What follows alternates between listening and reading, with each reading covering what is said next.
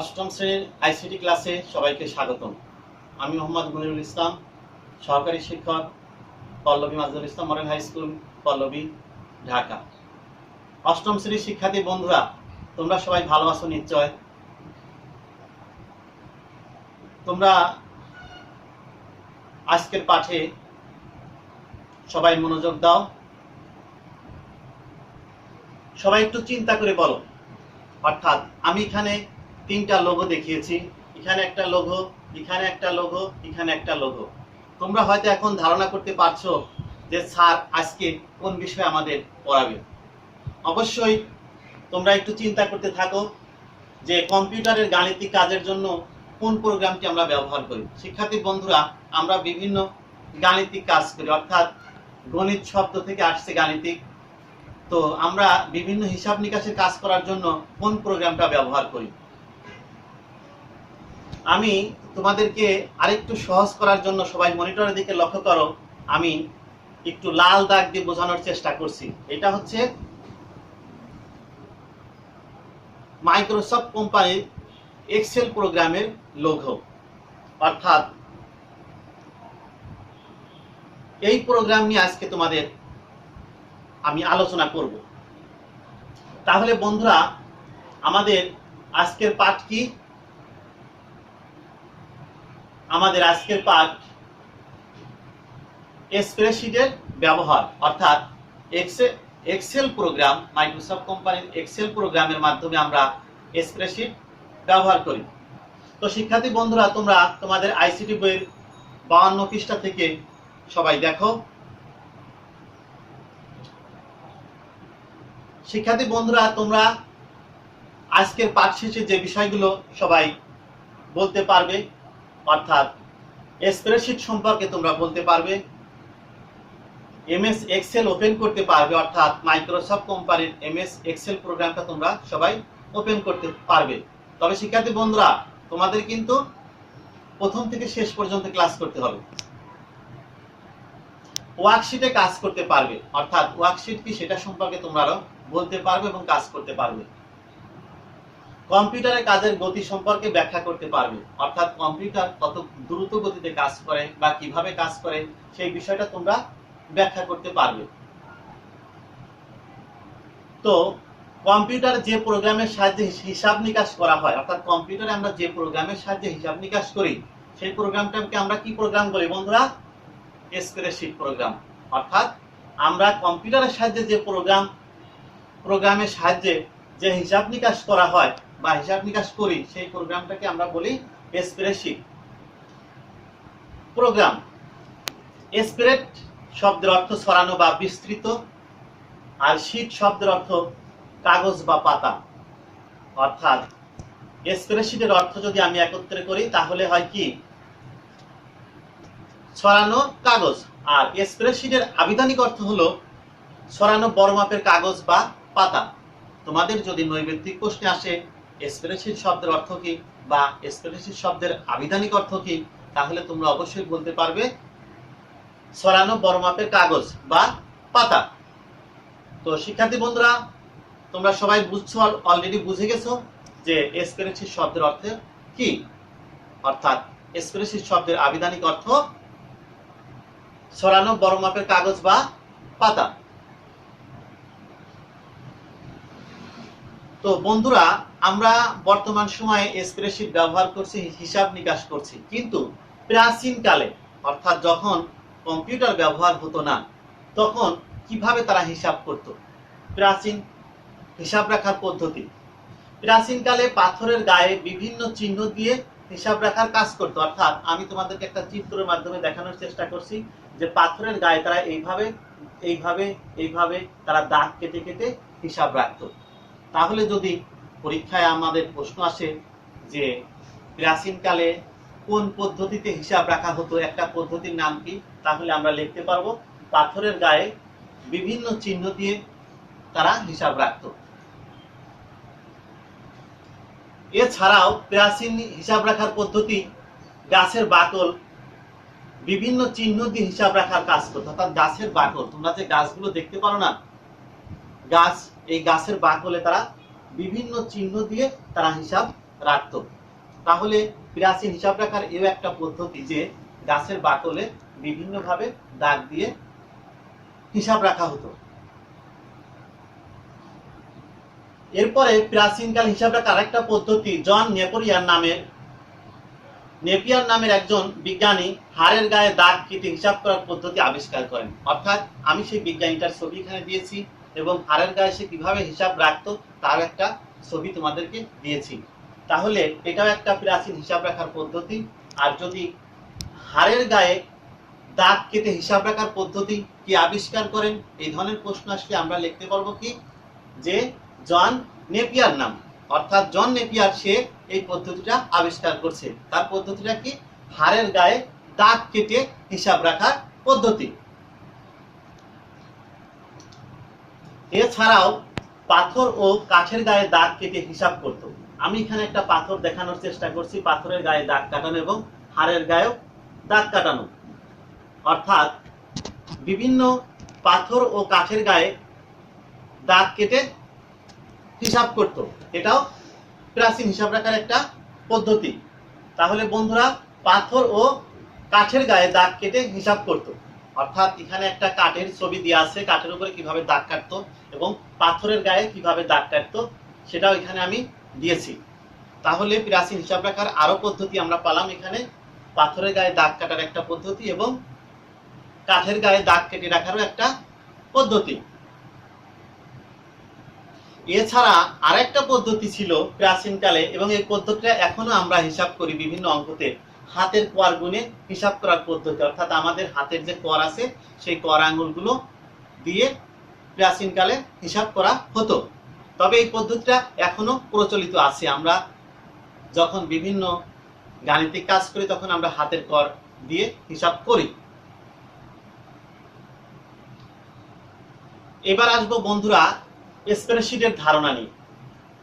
স্প্রেডশিটের আবিধানিক অর্থ বড় মাপের কাগজ, এই কথা আমরা ইতিপূর্বে শিখেছি, তোমরা সবাই জানো। অর্থাৎ তোমরা জেনে গেছো একটু আগেই স্প্রেডশিটের আবিধানিক অর্থ হলো বড় মাপের কাগজ। অর্থাৎ এরকম একটা শীটের ছবি আমি দেখিয়েছি, সেখানে কাজ করা হতো। এখন ব্যবসা প্রতিষ্ঠানে হিসাব করবার জন্য ছক করা এই ধরনের কাগজ ব্যবহার করা হয়। অর্থাৎ আমরা যদি দেখি মাইক্রোসফট ওয়ার্ডে যদি কোনো কাজ করি সেখানে দেখবে একটা সাদা কাগজের পর্দা মনিটরে আসে, কম্পিউটারের মনিটরে, কিন্তু এক্সেলে আসে কি দাগ কাটা। অর্থাৎ দেখলেই বোঝা যায় যে এরকম দাগ কাটা, অর্থাৎ ব্যবসা প্রতিষ্ঠানে হিসাব করার জন্য এই ধরনের কাগজ ব্যবহার করা হয়। আমরা পাঠের আলোচনায় আরো বিস্তারিত দেখব। এক নজরে এখানে আয় ব্যয়ের একটা হিসাব আমি দেখিয়েছি যে এক পাশে আমার আয় অর্থাৎ বাজেট প্রস্তাব, সংশোধিত হিসাব, বাজেট প্রস্তাব। অর্থাৎ এই ধরনের ছক কাটা কাগজের মাধ্যমে ব্যবসা প্রতিষ্ঠান হিসাব উপস্থাপন করা হয়। একটা ব্যবসা প্রতিষ্ঠান বছরে কতটুকু পরিমাণ তার আয় এবং কতটুকু ব্যয় এবং কতটুকু লাভবান, এরকম তারা আয় ব্যয়ের হিসাব এই স্প্রেডশিটের মাধ্যমে উপস্থাপন করে।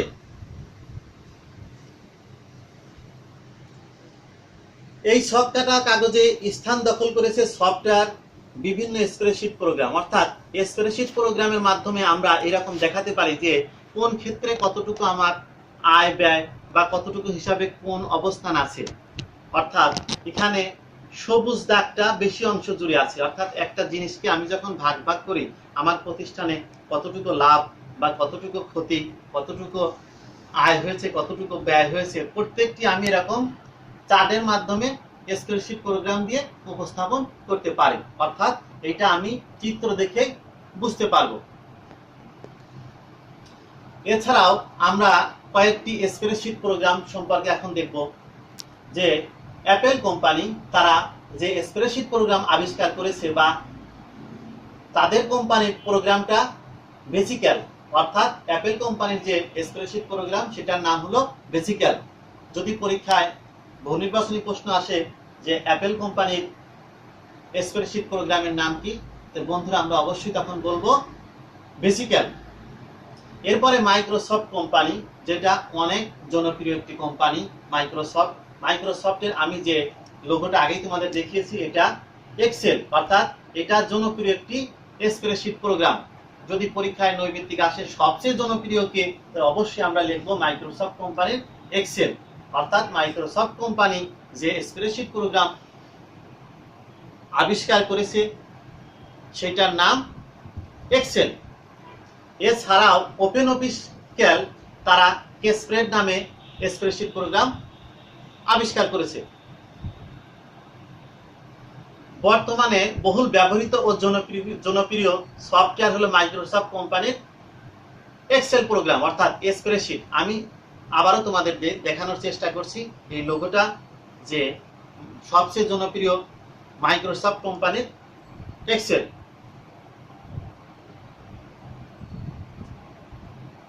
আর স্প্রেডশিট হলো এক ধরনের কম্পিউটার প্রোগ্রাম। আমি স্প্রেডশিট প্রোগ্রাম সম্পর্কে এখানে একটা চিত্র দিয়েছি। এটিকে আমরা ওয়ার্কবুকও বলি বা ওয়ার্কবুকও বলা হয়। ওয়ার্কবুক মানে কি? আমি একটা ওয়ার্কবুকের এখানে লোগো দিয়েছি যেখানে কাজ করা হয়, এটাকে ওয়ার্কবুকও বলা হয়। এখন যদি বলা হয় স্প্রেডশিটকে আরো কি বলা হয়, তাহলে আমরা বলতে পারবো স্প্রেডশিটটিকে ওয়ার্কবুকও বলা হয়। তো শিক্ষার্থী বন্ধুরা সবাই লক্ষ্য করো, রেজিস্টার খাতার পৃষ্ঠার ন্যায় এখানে অনেকগুলো ওয়ার্কশিট থাকে। অর্থাৎ একটা রেজিস্টার খাতায় যেমন দাগ কাটা ঘর থাকে, তো একটি ওয়ার্কশিটেও এরকম অনেকগুলো ঘর থাকে।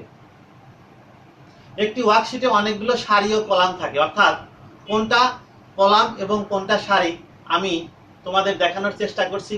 এখানে আমি বলছি এখানে একটা তোমাদের কলাম, এবং এখানে একটা কলাম এবং সারির যে মিলন সেখানে আমরা হয় কি একটা সেল। আমি সেটা আরেকটু দেখানোর চেষ্টা করব। এখানে কলামের শিরোনাম হয় অক্ষর দিয়ে, অর্থাৎ আমি যে কলাম বলবো সেই কলামের শিরোনামটা হয় কি অক্ষর দিয়ে। এখানে এ আছে, এখানে বি, এখানে সি, এখানে ডি, এরকম শিরোনাম। অর্থাৎ যেটাকে আমি কলাম বলবো তার শিরোনাম হয় কি অক্ষর দিয়ে। তাহলে বন্ধুরা আমাদের কলাম বুঝতে কিন্তু আর সমস্যা হবে না। কলামটাকে আমরা বলবো কি অক্ষর দিয়ে, যার শিরোনাম শুরু হয় সেটাই বরাবর একটা কলাম। এরপর সারি হয়, অর্থাৎ এখানে এ লম্বালম্বি, আমি যে সারির কথা বলছি সারির শিরোনাম হয় সংখ্যা দিয়ে। এখানে 1 2 3 এক একটা সারি। তাহলে কলাম ও সারির মিলন স্থানটা হলো কি সেল। আমি এখানে একটা সেল দেখানোর চেষ্টা করছি। কলামের শিরোনাম বি ও সারির শিরোনাম 2 হলে ছেদ বিন্দুতে অবস্থানকারী সেলের নাম B2। অর্থাৎ এই B2টা হচ্ছে এখানে এই সেলের নাম। অর্থাৎ কলাম এবং সারির যে মিলন স্থান সেখানটাকে আমরা বলবো, যেখানে তারা মিলিত হয়েছে সেখানটাকে আমরা বলবো একটা সেল। এখানে B2 আমি একটা সেল আকারে দেখিয়েছি। স্প্রেডশিট এবং তথ্য যোগাযোগ প্রযুক্তির মধ্যে সম্পর্ক, অর্থাৎ আমরা যে স্প্রেডশিট সম্পর্কে এত সময় আলোচনা শুনলাম সেই স্প্রেডশিট এবং তথ্য যোগাযোগ প্রযুক্তি, যেটাকে আমরা আইসিটি বলি, ইনফরমেশন অ্যান্ড কমিউনিকেশন টেকনোলজি। তথ্য প্রক্রিয়াকরণে স্প্রেডশিটের ব্যবহার করা হয়। অর্থাৎ আমরা বিভিন্ন তথ্য প্রক্রিয়াকরণের ক্ষেত্রে স্প্রেডশিট প্রোগ্রামটা ব্যবহার করি। ব্যবসায়িক তথ্য উপস্থাপন স্প্রেডশিট ব্যবহার করা হয়। অর্থাৎ বিভিন্ন যেমন মান্থলি এমপ্লয়ি পেরোল রিপোর্ট, অর্থাৎ ব্যবসায়িক তথ্য উপস্থাপন করার জন্য আমরা স্প্রেডশিট প্রোগ্রাম ব্যবহার করি। গবেষণায় উপাত্ত বিশ্লেষণে স্প্রেডশিট ব্যবহার করা হয়। অর্থাৎ আমরা বিভিন্ন গবেষণায় যে উপাত্ত বিশ্লেষণ, অর্থাৎ আমরা দেখি যে বিশ্লেষণ করে আমার উপাত্তকের মান কতটুকু, উপাত্তগুলো কি অবস্থার মধ্যে আছে, সেগুলো আমরা স্প্রেডশিট প্রোগ্রাম ব্যবহার করে উপস্থাপন করি। এখন আমরা আসছি স্প্রেডশিট সফটওয়্যার ব্যবহারের উদ্দেশ্য। অর্থাৎ আমাদের যে স্প্রেডশিট সফটওয়্যার আমরা যেটা ব্যবহার করব সেই সফটওয়্যার ব্যবহারের উদ্দেশ্যগুলো কি। বন্ধুরা আমরা কি কি কাজে স্প্রেডশিট সফটওয়্যার ব্যবহার করব তার উদ্দেশ্য। এখানে আমি একটা চিত্র দেখানোর চেষ্টা করছি যে পল্লবী মাজদুল ইসলাম মডেল হাই স্কুলের পরীক্ষার ফলাফল প্রস্তুতের জন্য রেজিস্টার খাতা ব্যবহার করা হতো। অর্থাৎ আগে আমরা এই পরীক্ষার ফলাফলের জন্য রেজিস্টার খাতা ব্যবহার করতাম এবং পরীক্ষার রেজাল্টের জন্য আমরা রেজিস্টার খাতা ব্যবহার করতাম, কিন্তু এখন আর আমরা সেটা ব্যবহার করি না। এই ক্ষেত্রে আমরা স্প্রেডশিট ব্যবহার করি। শিক্ষার্থীদের প্রাপ্ত নম্বর রেজিস্টার লিপিবদ্ধ করে বিষয়ভিত্তিক গ্রেড পয়েন্ট বের করে জিপিএ নির্ণয় করা হতো। অর্থাৎ তোমরা যে বিভিন্ন পরীক্ষা দিতে, পরীক্ষায় তোমাদের প্রাপ্ত নাম্বারগুলো আমরা রেজিস্টার খাতায় মেনটেন করতাম এবং সেখান থেকে আমরা জিপিএ বের করতাম বা ফলাফল বের করতাম। এখন কিন্তু আর বন্ধু তা করতে হয় না, এখন আমরা স্প্রেডশিটের মাধ্যমে সহজেই এই কাজগুলো করতে পারি। আগে যে প্রক্রিয়াগুলো আমরা করতাম, বিভিন্ন খাতায় লেখালেখি করতাম, এই প্রক্রিয়া অনেক ভুল হতো এবং অনেক সময় আমাদের সংশোধন করতে হতো। আমি এখানে দেখানোর চেষ্টা করছি, তোমরা একটু মনিটরের দিকে লক্ষ্য করো যে এখানে আমার দ্বারা ভুল হলে আমরা ফ্লুইড ব্যবহার করে আবার সেক্ষেত্রে নতুন করে লিখতাম, যেটা দেখতে অনেকে বিভিন্ন ধরনের সন্দেহ পোষণ করতো, কিন্তু এখন আর সেই সুযোগ নেই। অর্থাৎ স্প্রেডশিট প্রোগ্রামের মাধ্যমে আমরা এরকম আর সংশোধন করতে হয় না, আমরা ফলাফলের আগে সংশোধন করতে পারি, অর্থাৎ ফলাফল সংশোধন করার সুযোগ থাকে স্প্রেডশিট প্রোগ্রামে। এছাড়াও আরএস এন্টারপ্রাইজের একটি রড সিমেন্টের ব্যবসা প্রতিষ্ঠান, যেখানে আমি দেখানোর চেষ্টা করছি রড সিমেন্টের দোকানে এই ব্যবসায়িক আগে যেখানে খাতা কলমে লিখে হিসাব করতে, এখন সে আর সেরকম না, সেখানে সেই ইচ্ছাগুলি স্প্রেডশিট প্রোগ্রাম ব্যবহার করে হিসাব করতে পারে। তাদের প্রতিদিনের লেনদেন, অর্থাৎ কি পরিমাণ টাকা লেনদেন ও বাকি হতো সেগুলো আগে খাতা কলমে লিখে রাখতো, কিন্তু এখন স্প্রেডশিট প্রোগ্রামের মাধ্যমে এটা করা সম্ভব। ক্যাশ বইয়ের হিসাব রাখতে ক্যাশিয়ারকে অনেক হিমশিম খেতে, অর্থাৎ আমি এখানে একটা ছবিতে বোঝানোর চেষ্টা করছি যে ক্যাশিয়ার তার ক্যাশ বইতে বিভিন্ন হিসাব নিকাশ রাখতে হতো, সেই সময় সে হিমশিম হতো, কিন্তু এখানে যদি সে সফটওয়্যার হিসাবে মাইক্রোসফট কোম্পানির এক্সেল বা স্প্রেডশিট প্রোগ্রাম সে ব্যবহার করে, তাহলে সে সহজেই হিসাব করতে পারবে এবং দিন শেষে সে তার কাজ খুব দ্রুত শেষ করতে পারবে। মিস্টার সুমন সবসময় আয়ের সাথে সঙ্গতি রেখে সংসার চালানোর চেষ্টা করে, অর্থাৎ অনেকেই তার সংসারের যে আয় সেই আয় অনুসারে তারা ব্যয় করে। এখানে আমি মিস্টার সুমনকে দেখিয়েছি, সে হিসাব রাখতো যে কত টাকা তার স্যালারি বা কত টাকা তার আয় কোন খাত থেকে আসে এবং সে কত টাকা ব্যয় করে, সেখানে সে সঙ্গতি রেখে, আয়ের সঙ্গে সঙ্গতি রেখে সে সংসার চালানোর চেষ্টা করত, কিন্তু এখন সেই স্প্রেডশিট বা কম্পিউটার প্রোগ্রাম ব্যবহার করে সহজে এই কাজটা করতে পারবে।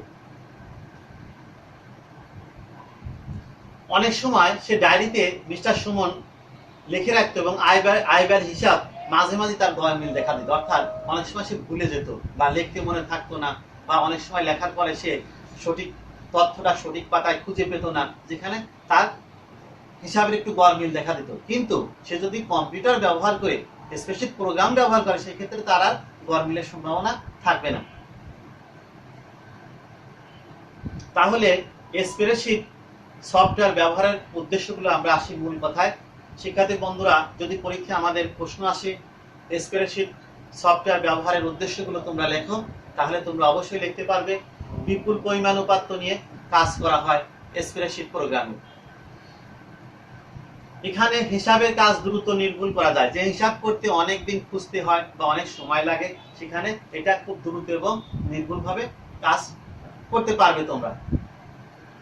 সূত্রের ব্যবহার করে হিসাব স্বয়ংক্রিয়ভাবে করা হয়, অর্থাৎ এখানে স্প্রেডশিট প্রোগ্রামে তুমি যদি একটা সূত্র লেখো, তাহলে আর বারবার তোমাকে হিসাব করতে হবে না, অর্থাৎ ওই হিসাব যতবার লিখবা, যোগের কাজ হোক, বিয়োগের কাজ হোক, গুণের কাজ হোক, ভাগের কাজ হোক, তোমরা খুব দ্রুতই করতে পারবে এবং এটা স্বয়ংক্রিয়ভাবে অটোমেটিকলি হতে থাকবে। একই সূত্র বারবার প্রয়োগ করা যায় বলে প্রক্রিয়াকরণের সময় কম লাগে, অর্থাৎ একই সূত্র এখানে বারবার প্রয়োগ করা যায়। ডাক যোগাযোগের ঠিকানা ও ইমেল ঠিকানার ব্যবস্থা ও সংরক্ষণ সহজে করা যায়, অর্থাৎ আমরা বিভিন্ন কাজ করে ডাকযোগের মাধ্যমে বিভিন্ন চিঠিপত্র পাঠাই এবং বিভিন্ন ঠিকানা বা ইমেল ঠিকানা এগুলো আমরা সহজেই সংরক্ষণ করতে পারি স্প্রেডশিট প্রোগ্রামের মাধ্যমে। তাহলে বন্ধুরা, আজকের পাঠ শেষে আমরা কি শিখলাম? আমরা শিখলাম স্প্রেডশিট প্রোগ্রাম কি। স্প্রেডশিট শব্দের আবিধানিক অর্থ ছড়ানো পাতা। তাহলে স্প্রেডশিট কি তার সম্পর্কে তোমরা এখন বলতে পারবে আজকের এই পাঠ শেষে। দুইটি প্রাচীন গণনা করার পদ্ধতি, গণনার নাম কি, অর্থাৎ প্রাচীন কালে কিভাবে গণনা করতে, বন্ধুরা আমি আবারও তোমাদের মনে করিয়ে দিচ্ছি। অনেকেই হাতের কর গুনে, অনেকেই প্রাচীনকালে পাথরে দাগ কেটে বা গাছের বাকলে দাগ কেটে বা হাড়ের উপরে লিখে হিসাব রাখত। একটি ওয়ার্কশিটে কতটি সারি থাকে, অর্থাৎ একটি ওয়ার্কশিটে অসংখ্য সারি বা বহু সংখ্যক সারি থাকে। স্প্রেডশিট সফটওয়্যার ব্যবহারের উদ্দেশ্য কি তোমাদেরকে আমি বলেছি যে আমরা কোন কোন ক্ষেত্রে স্প্রেডশিট সফটওয়্যার ব্যবহার করতে পারি। আমি আবার একটু তোমাদের পিছনে যাচ্ছি যে স্প্রেডশিট সফটওয়্যার ব্যবহারের উদ্দেশ্যগুলো তোমরা আবার খেয়াল করো। বিপুল পরিমাণ উপাত্ত নিয়ে কাজ করতে পারবে, হিসাবের কাজ দ্রুত নির্ভুলভাবে তোমরা করতে পারবে, সূত্রে প্রয়োগ করে হিসাব স্বয়ংক্রিয়ভাবে করতে পারবে, একই সূত্র বারবার প্রয়োগ করে যায় বলে এই প্রক্রিয়ায় তোমাদের সময় কম লাগবে, ডাক যোগাযোগের ঠিকানা, ইমেল ঠিকানা ব্যবস্থাপনা ও সংরক্ষণ সহজে তোমরা করতে পারবে। তাহলে বন্ধুরা আমরা আজকের পাঠে অনেক কিছুই শিখলাম। এখন তোমাদের ছোট্ট একটি বাড়ির কাজ, এই বাড়ির কাজটা তোমাদের স্কুল খোলার পরে তোমাদের শ্রেণী শিক্ষক যে আছে তাকে দিয়ে তোমরা খাতা স্বাক্ষর করিয়ে নিও। তোমরা সবাই খাতা কলম নাও, তোমাদের বাড়ির কাজ দিয়েছি। তোমার বিদ্যালয়ের কোন কোন ক্ষেত্রে স্প্রেডশিট প্রোগ্রাম ব্যবহার করা যায়, অর্থাৎ তুমি নিজের বুদ্ধি করে লিখবে কোন কোন ক্ষেত্রে তোমাদের বিদ্যালয়ে স্প্রেডশিট প্রোগ্রাম ব্যবহার করলে কাজগুলো আরো সহজ এবং সুবিধাজনক হবে, সেই বিষয়গুলো তোমরা তোমাদের খাতায় লিখবে এবং তোমাদের শ্রেণী শিক্ষকের দিয়ে স্বাক্ষর করিয়ে নেবে। তো বন্ধুরা আজকের পাঠে আমি শেষ করছি। সবাইকে ধন্যবাদ, সবাইকে আবারও আমি ধন্যবাদ দিচ্ছি। তোমরা সবাই ভালো থেকো, ঘরে থেকো, সুস্থ থাকো, সুন্দর থাকো।